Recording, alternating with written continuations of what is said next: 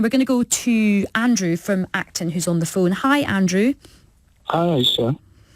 What's your take on Brexit? Have you changed your mind on how you voted?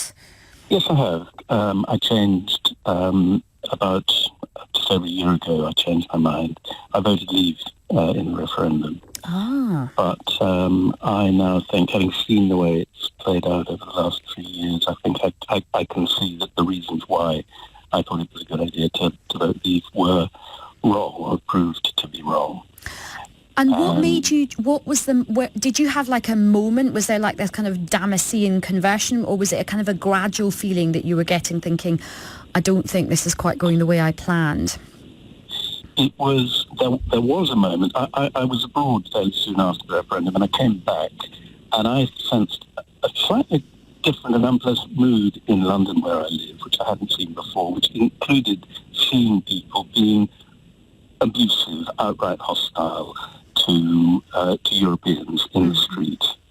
And I also spoke to some Europeans who had experiences of, feeling unwanted. Yeah. So that was, for me, a kind of that's when I started to change my mind. And then I saw how the negotiations played out, how we just didn't seem to have planned anything at all. And then by the end of it, I think the idea, which I think most people accepted at the time of the referendum, that it was going to be easy to get a good deal and we were going to keep most of the same benefits, that's just proved to be completely unrealistic. And do you think that many other people will kind of feel the same way that you do? Do you think there'll be other leavers in a similar position? Well, I'm sure there are. There is actually quite a good, on Twitter, there's a user called RemainerNow.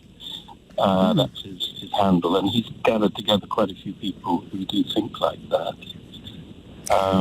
And do you think that how do you think we get out of the situation that we're in now? Because it does feel like everything has gone very, very polarised again. And do you think we will have a second referendum? Do you think we should? I think we're going to have to put it back to the people at some point, whether it's a general election. We shouldn't kid ourselves. The next general election will be, I think, a Brexit general election, or we may have a second referendum. What do you think we're going to end up going down that route?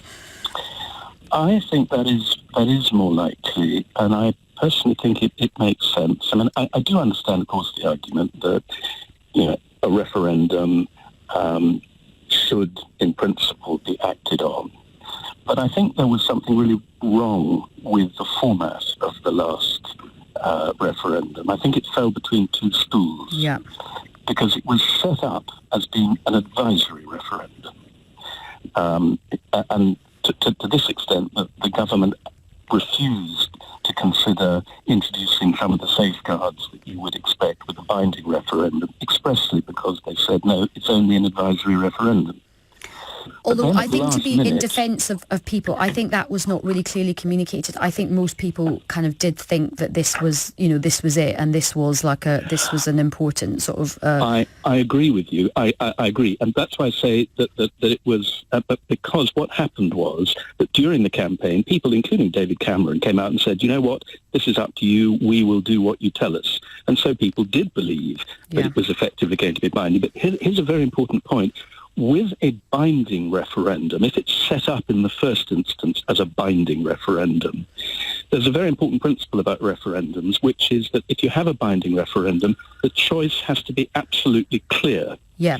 And it has to be clear what is going to happen if you say Brexit. It has to be clear what's going to happen. Well, Andrew, thank you very much. I think we can all agree that clarity was something that was definitely lacking in that EU referendum, from which feels like we just cannot escape.